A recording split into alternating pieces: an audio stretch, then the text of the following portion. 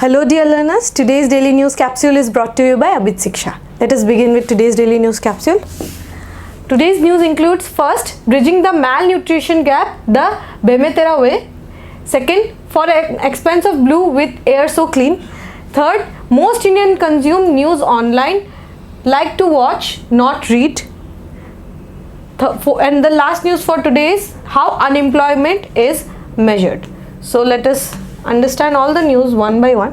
तो पहला न्यूज़ है आज का, bridging the malnutrition gap the Bemetara way. तो ये आज का जो एडिटोरियल का कॉलम है, इसमें एक बहुत अच्छा आर्टिकल आया था जो कि एक इंडियन एडमिनिस्ट्रेटिव ऑफिसर जो कि मैडम सुरुचि सिंह ने लिखा है, वो छत्तीसगढ़ कैडर की है.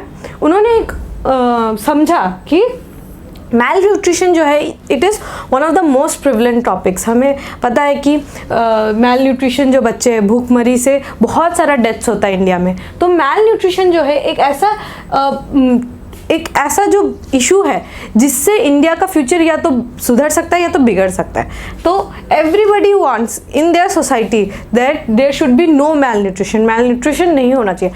बट इतना बड़ा वर्ल्ड का largest public distribution system network बनाने के बावजूद मैल न्यूट्रिशन जो है बहुत प्रेवलेंट है. और ये अपने आप में कहीं ना कहीं ये एक कॉन्ट्रास्टिंग है. ये अपने आप में ही एक बहुत आयरॉनिकल बात है कि हमारे पास इतना लार्जेस्ट पीडीएस सिस्टम है, बट हमारे देश में, हमारी सोसाइटी में फिर भी मैल न्यूट्रिशन का जो टॉपिक है वो बहुत ज़्यादा प्रेवलेंट हो जाता है. मैल न्यूट्रिशन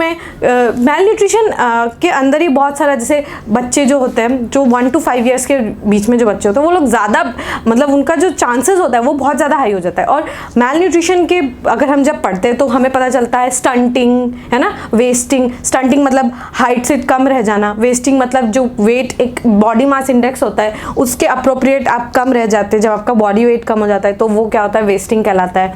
स्टंटिंग आपका ग्रोथ अच्छे से ना होना, मैल न्यूट्रिशन है ना. हमने कुछ क्लासेस पहले भी एक बार डिस्कस किया था मैल न्यूट्रिशन, फूड हिडन हंगर के बारे में.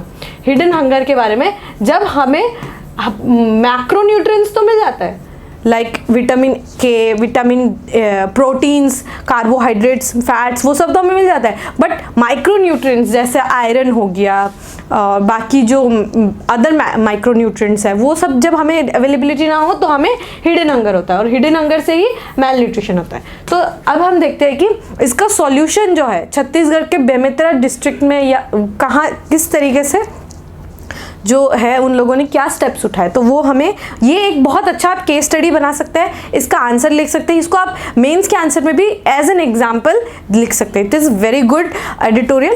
तो the government has made painstaking efforts, बहुत सारे एफर्ट्स हम लोगों के गवर्नमेंट ने लाए हैं. जैसे पोषण अभियान हो गया, पोषण अभियान के बारे में, हॉलिस्टिक न्यूट्रिशन के बारे में बात करता है पोषण अभियान. फिर anganwadi centres, mid day meal schemes, ये सारे स्कीम्स जो है ये सब मैल न्यूट्रिशन को ही तो केटर करने के लिए बनाया गया था.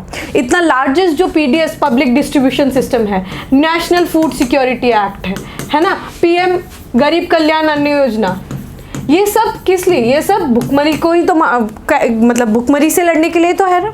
तो इतने सारे, बहुत सारे एफर्ट्स जो है गवर्नमेंट ने बहुत सालों से लिया है ताकि ये जो मैल न्यूट्रिशन का है इशू है वो कम हो. बट इसके बावजूद भी मैल न्यूट्रिशन का जो मेन कारण है दिखा समझ आता है वो है लैक ऑफ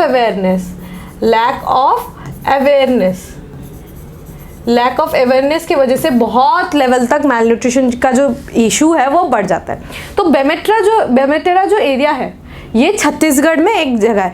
बट इसका एक बात ये है कि जो एरिया है ये ना ही नक्सलवाद से घिरा हुआ है और ना ही एरिया है जो सूखा आता है. मतलब ये हाईली फर्टाइल एरिया है छत्तीसगढ़ में. बेमेतरा जो रीजन है, जहाँ की वो मैम ने ये जहाँ का केस स्टडी लिया है, वो बेमेतरा जो रीजन है वहाँ पे ना नक्सलवाद है और ना ही सूखा पड़ता है, एकदम फर्टाइल रीजन में. बट वहाँ पे जो है वो रीजन में मैल न्यूट्रिशन जो है बहुत हाई है. मैल न्यूट्रिशन जो है वो बहुत हाई नंबर पे है, बच्चों का जो है ग्रोथ नहीं होता. तो इसके वजह से उन्होंने क्या किया है, एक प्रोग्राम नया लॉन्च किया है, उसको कहा गया है पोथ लइका अभियान. पोथ लइका अभियान का मतलब क्या है, healthy child mission. Healthy child mission के अंदर उन्होंने ये इनिशिएटिव लिया है कि हर फ्राइडे को फ्राइडे को वो पेरेंट्स की काउंसलिंग करेंगे, पेरेंट्स की काउंसलिंग करेंगे। देखिए इसका डायरेक्ट कनेक्शन क्या चीज से है? Awareness generation, awareness. तो अवेयरनेस जनरेशन जो होगा, जब आपके पास कोई एक डिवाइस है, फॉर एग्जांपल आपके पास कोई एक डिवाइस है लेकिन आपको उसको यूज ही ना करना है ना, या फिर आपको उसका हाफ नॉलेज हो, तो फिर आप उस डिवाइस का एकदम 100% यूटिलाइजेशन नहीं कर पाएंगे, उस रिसोर्स का आप यूटिलाइजेशन नहीं कर पाएंगे। सेम विथ फूड, आपके पास फूड अवेलेबिलिटी है लेकिन कौन सा फूड कितने क्वांटिटी में कंज्यूम करना है ना, इसका अगर आपको आइडिया ना हो तो वो भी कहीं ना कहीं बहुत बड़ा रीजन रह जाता है कि मदर्स मैलनरिश। और इसका आप समझिए, कोई लेडी जो है वो प्रेग्नेंट है, प्रेग्नेंट लेडी है वो मैलनरिश्ड है, malnourished mother will give birth to a malnourished child, है ना। ये तो एक सिंपल सी बात है ना कि malnourished mother will give birth to a malnourished child. उसके लिए आपके पास आंगनवाड़ी प्रोग्राम है, आंगनवाड़ी प्रोग्राम्स है, बट आंगनवाड़ी प्रोग्राम्स में जो फूड है उसमें कहीं ना कहीं न्यूट्रिएंट्स लैक हो जाते हैं, और न्यूट्रिएंट्स जब लैक होगा तो मदर पे इफेक्ट करेगा, तो अल्टीमेटली चाइल्ड पे इफेक्ट करेगा, है ना। ये तो एक साइकिल बन जाता है, it moves around and around and around, ठीक है। तो उसके लिए उन्होंने ये जो छत्तीसगढ़ में उन्होंने ये पोषण प्रोग्राम लाया, जिसका पोथ लइका अभियान लाया, जिसमें वो लोग हर फ्राइडे को वो लोग पेरेंट्स की काउंसलिंग करेंगे। पेरेंट्स के काउंसलिंग में इसमें आप क्या होगा कि इसमें एक मल्टी स्टेक होल्डर अप्रोच, आपके जो भी स्टेक होल्डर्स है यहाँ पे कौन होंगे? पेरेंट्स होंगे, टीचर्स होंगे, स्टूडेंट्स होंगे, है ना, सारे, और जो गांव के जो सरपंच लीडर्स होंगे, उन सब का एजुकेशन को वो लोग देखते हैं कि मतलब कि वो सारे उनको पता हो कि मेल न्यूट्रिशन क्या है, मेल न्यूट्रिशन किस रीज़न की वजह से, कौन सा फूड होना चाहिए, है ना, हमें कब कौन से समय पे कौन सा फूड हमें कंज्यूम करना है। तो ये सारा का जो ये पोथ लइका अभियान है उसके अंदर बच्चों को दिखाया जाता है। और अगर मेल न्यूट्रिशन जो है वो कंटिन्यू रहा, अगर मैं आपको पिछले पेज में ले जाती हूँ, यहाँ पे मैं बताती हूँ, अगर फॉर सपोज अगर एक बच्चा है वो मैलनरिश्ड है, अब मैलनरिश्ड बच्चा क्या करेगा? उसका ना ही फिजिकल डेवलपमेंट होगा, ना ही उसका मेंटल डेवलपमेंट होगा, है ना। हमें पता है ना कि food is fuel for our body. अगर हम फिजिकली डेवलप नहीं होंगे, मेंटली डेवलप नहीं होंगे, तो हमारा जो IQ है वो भी कम हो जाएगा। मेंटली डेवलप नहीं होंगे तो IQ कम रह जाएगा, IQ लोअर हो जाएगा, लेकिन और फिजिकली अनहेल्दी हुए तो हम लोग फिजिकल एक्टिविटीज़ में पीछे रह जाएंगे। अगर हम ये दोनों, आप समझिए IQ कम है, आप स्किल्स डेवलप नहीं कर पाएंगे, फिजिकली अनफिट है तो आप बर्डन बन जाएंगे, अपने घर के लिए, अपने स्टेट के लिए, हर जगह के लिए आप बर्डन बन जाएंगे। अगर आप फिजिकली अनफिट है तो आप बर्डन, ऑफ कोर्स ये ऑब्वियस सी बात है। और अगर आपका ये दोनों ना हुआ तो फिर आपका जो लिविंग स्टैंडर्ड है वो लो हो जाएगा। लिविंग स्टैंडर्ड है, आपको कोई अच्छा जॉब नहीं मिलेगा, लिविंग स्टैंडर्ड है वो लो हो जाएगा। लिविंग स्टैंडर्ड लो है तो आपका पर कैपिटा इनकम लो हो जाएगा, पर कैपिटा इनकम लो है तो फिर आप जिनका आपका जो फैमिली होगा उनका भी सेम, फैमिली का भी पर कैपिटा इनकम लो होगा। फिर वो बच्चे, फिर आपके बच्चे अगर होंगे तो वो भी सेम मैलनरिश्ड होंगे। तो ये एक साइकिल होता है, ये एक विशेष साइकिल है। आप ये साइकिल को समझिए कि एक साइकिल है जो मूव ऑन होते रहता है ना। तो इसको कैटर करना है हमें, इसका रूट प्रॉब्लम जो है वो एक इंडिविजुअल से हमें शुरू करना है। तो दिस अभियान is a very good way to cater the issue of malnourishment का इशू को कैटर करने के लिए this is a very good, क्योंकि awareness generation is very important. So this was the news regarding, ये आपका मेंस के पर्सपेक्टिव से बहुत इंपॉर्टेंट टॉपिक हो जाता है। मेंस के पर्सपेक्टिव से मेंस GS3 के उसमें बहुत ज़्यादा इंपॉर्टेंट हो जाता है। So let us move on to the next news, that is for an expense of blue with air so clean. तो ये एक बहुत ही अच्छा, ये एक और आज के हिंदू में एक अच्छा न्यूज़ आर्टिकल आया था जिसमें ये बताया गया है कि कैसे वर्ल्ड जो है क्लाइमेट चेंज की वजह से अभी हमने कुछ दिनों पहले ही पढ़ा था कि अगस्त जो है वो ड्राइएस्ट अगस्त था। एक सेंचुरी मतलब 100 सालों में ये सबसे ड्राइएस्ट अगस्त था, यहाँ पे बहुत कम बारिश हुई। और अब जो है world is not heating up, it is boiling. मतलब एंटोनियो गुटेरेस जो है यूएन सेक्रेटरी जनरल जो है एंटोनियो गुटेरेस, उन्होंने कहा कि earth has entered in the era of where it is not heating up, it is global boiling. Global warm नहीं हो रहा, अब ग्लोबल बॉयल हो रहा है। तो हमें प्लानिटरी क्राइसिस को अर्जेंटली हमें समझना होगा। तो फिर क्या है कि मतलब अगर हमने कोई एक्शन नहीं लिया, क्राइसिस अगर ऐसे ही चलते रहा तो क्या होगा, बायोडाइवर्सिटी लॉस हो जाएगा। जो हमारे पेड़ पौधे हैं वो लॉस हो जाएंगे, जो हमारे फ्लोरा फौना है वो लॉस हो जाएगा हमें।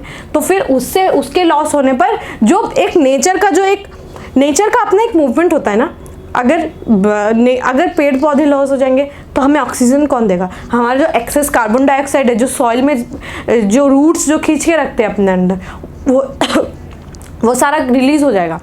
आपका जो एडवर्सिटीज़ है, फॉर एग्जांपल फ्लड का, बहुत ज़्यादा फ्लड आ जाएगा, स्कॉर्चिंग हीट वेव से लोगों का डेथ होने लगेगा। It would be a devastating situation. अगर हमने अभी नहीं रोका, our future generation will face the adversaries of climate change, हम खुद इंक्लूडिंग आवर फ्यूचर जनरेशन। तो फिर इन्होंने क्या कहा है कि साइलेंट किलर, एयर पोल्यूशन को क्या कहा गया है? Silent killer. Air pollution is called the silent killer. Air pollution से लंग कैंसर जो है सबसे ज़्यादा प्रेवलेंट है। लंग कैंसर जो है होने का सबसे ज़्यादा चांसेस है, because the air that we breathe is very important. हम कौन सा एयर ब्रीथ कर रहे हैं? सिटीज़ लाइक दिल्ली, जिनका नाइट्रोजन ऑक्साइड का लेवल, सल्फर ऑक्साइड का जो लेवल है वो इतना हाई रहता है, दिल्ली को सर्दी में गैस चैम्बर बन जाता है। उसको सर्दियों में दिल्ली को गैस चैम्बर बोला जाता है। आगे के जो 8 महीने में डिसाइड नहीं होता, लेकिन आखिर के जो 4 महीने रहते हैं जब स्टबल बर्निंग होता है, उसके वजह से जो नाइट्रोजन ऑक्साइड गैसेस जो रिलीज होता है, सल्फर डाइऑक्साइड गैसेस जो रिलीज होता है, और आपका PM particulate matter 2.5, particulate matter 10, ये सब जो रिलीज होता है, these are the deadliest, one of the deadliest green house gases. मतलब मीथेन जो गैस रिलीज होता है, ये सारे जो गैसेस है ये क्या करते हैं? लंग जो कैंसर है उन्हीं को तो कंट्रीब्यूट करते हैं। अगर लंग कैंसर हो गया, कार्डियोवैस्कुलर डिसऑर्डर हो गया, रेस्पिरेटरी एलिमेंट्स हो गया, मेंटल हेल्थ इश्यूज है ना, मेंटल हेल्थ इश्यूज भी इसके वजह से कंटिन्यू कर रहे टू डिस्ट्रॉय लाइव्स। आप समझिए कि कैसे एक फिजिकली फिट नहीं होने से वो हमारे मेंटल हेल्थ को भी कैसे वो डिस्ट्रॉय करते हैं। और बाकी जो गैसेस है, lethal mix of sulphur dioxide, nitrogen oxides, ये सारे हाई पार्टिकुलेट मैटर कॉन्सेंट्रेशन, मतलब ये सारे समझिए आप, ये सारे दिल्ली के रेसिडेंट्स को जो है वो कितना मुश्किल कर देते हैं जीना। एक प्रीलिम्स के पॉइंट ऑफ व्यू से एक बहुत इंपॉर्टेंट न्यूज़ है। 2019 में international community for clean air ने सितंबर 7 को international day of clean air for blue skies कर। ये आपको ये वाला जो पॉइंट है ये प्रीलिम्स के लिए बहुत ज़्यादा इंपॉर्टेंट हो जाता है कि 2019 को सितंबर 7 को बोला गया है international day for clean air for blue skies. ये सितंबर 7 को हमने ये बोला है। तो आज है सितंबर 7, तो we are celebrating the day that is international day of clean air for blue skies. तो गवर्नमेंट जो है वो क्या करती है, गवर्नमेंट कैसे स्टेप्स लेती है? तो अगर इस स्लाइड में वापस आए तो गवर्नमेंट क्या स्टेप्स लेती है? एक तो वो शॉर्ट टर्म स्टेप्स लेती है। शॉर्ट टर्म स्टेप्स में क्या लेती है? फर्स्ट है ना, स्कूल्स क्लोज कर देना, स्कूल्स को बंद कर देना, है ना। मैं यहाँ पे लिख देती हूँ, यहीं पर ठीक है। स्कूल्स को क्लोज कर देना। सेकंड क्या करती है कि वो ऑड इवन कर देती है, ऑड इवन कार्स व्हीकल्स का मूवमेंट। थर्ड, कुछ दिनों के लिए जो है कंस्ट्रक्शन वर्क रोक देता है, ये क्या है? Short term. हम क्या शॉर्ट टर्म में हम क्या कर सकते हैं, ये सारे मैंने आपको बता दिए। लेकिन हमें शॉर्ट टर्म के साथ हमें लॉन्ग टर्म में हमें क्या अप्रोच होना चाहिए, वो हमें, और उससे भी ज़्यादा इम्पोर्टेंट है कि हम लॉन्ग टर्म में क्या कर रहे हैं। हम लोगों को इलेक्ट्रिक मोबिलिटी पे फोकस करना है। इलेक्ट्रिक मोबिलिटी, इलेक्ट्रिक मोबिलिटी पे।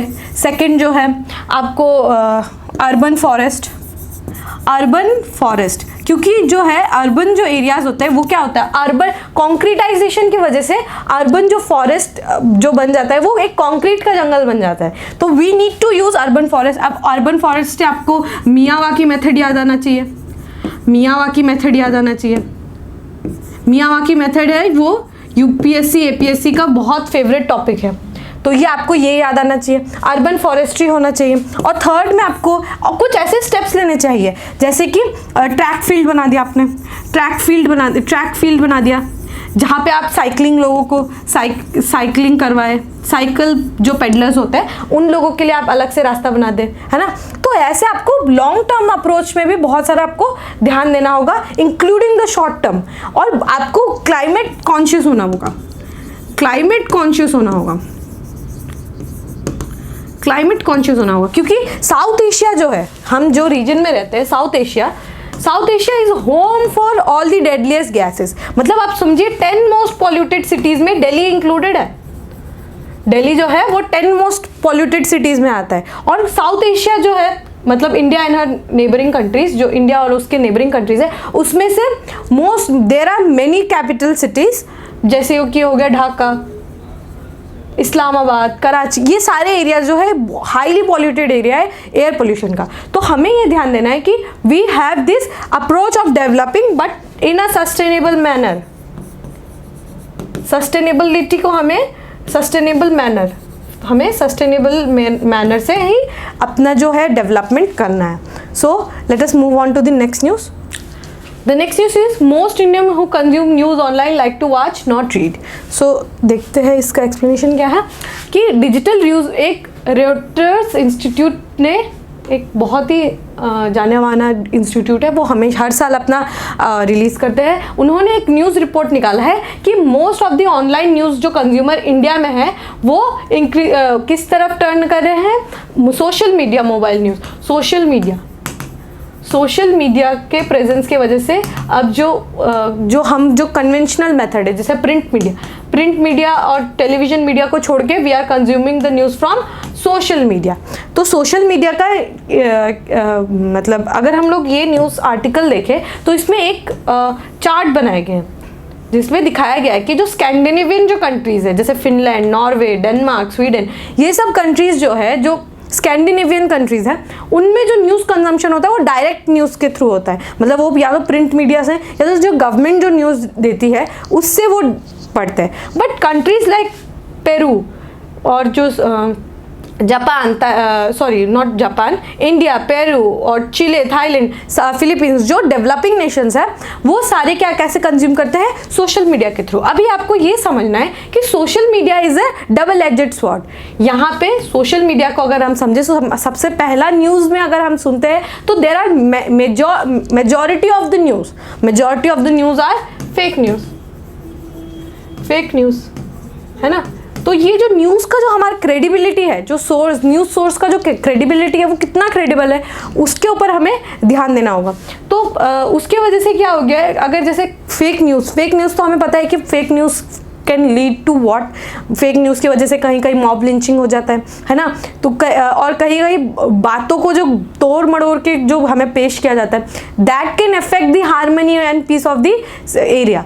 अगर कोई एरिया में कहीं पे, और फेक न्यूज़ का जो स्प्रेडिंग है वो बहुत स्पीड होता है, मतलब बहुत तेज़ी से वो न्यूज़ स्प्रेड हो जाता है। तो वो क्या हो जाता है कि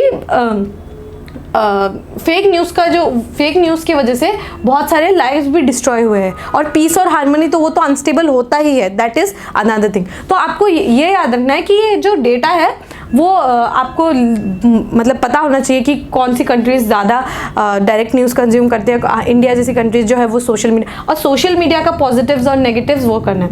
और आफ्टर कोविड के बाद क्या हुआ कि जो चैनल्स है, न्यूज़ चैनल्स है, उनमें जो लोगों का जो विश्वास है, जो ट्रस्ट फैक्टर है, जो क्रेडिबिलिटी फैक्टर है वो बहुत कम हो गया। इसकी वजह से जो रेटिंग्स भी है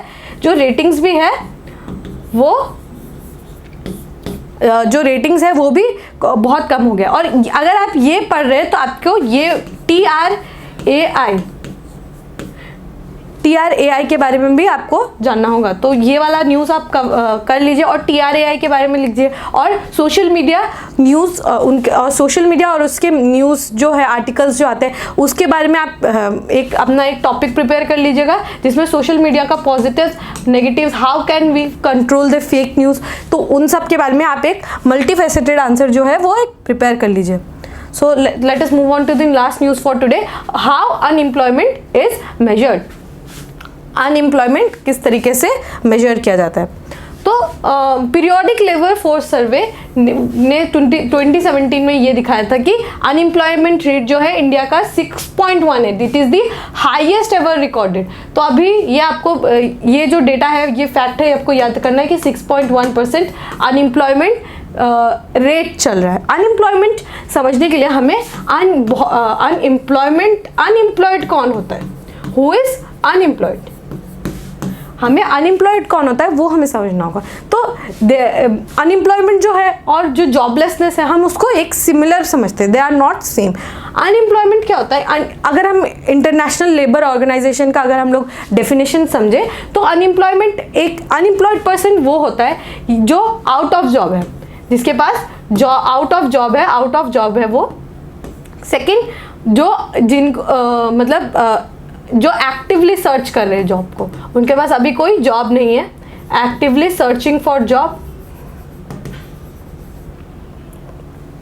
they are actively searching for job and they are not able to find job। ये इंटरनेशनल लेबर ऑर्गेनाइजेशन इसको डिफाइन करता है ऐसे, एक व्यक्ति जो आउट ऑफ जॉब है, जो एक्टिवली सर्च कर रहे हैं और जो अभी जिनको जॉब नहीं मिल रहा है, दोज आर अनएम्प्लॉयड। लेकिन कुछ लोग होते हैं वो they are out of frustration और out of their own choice, है ना, out of their own choice वो जॉब करना ही नहीं चाहते, दे डोंट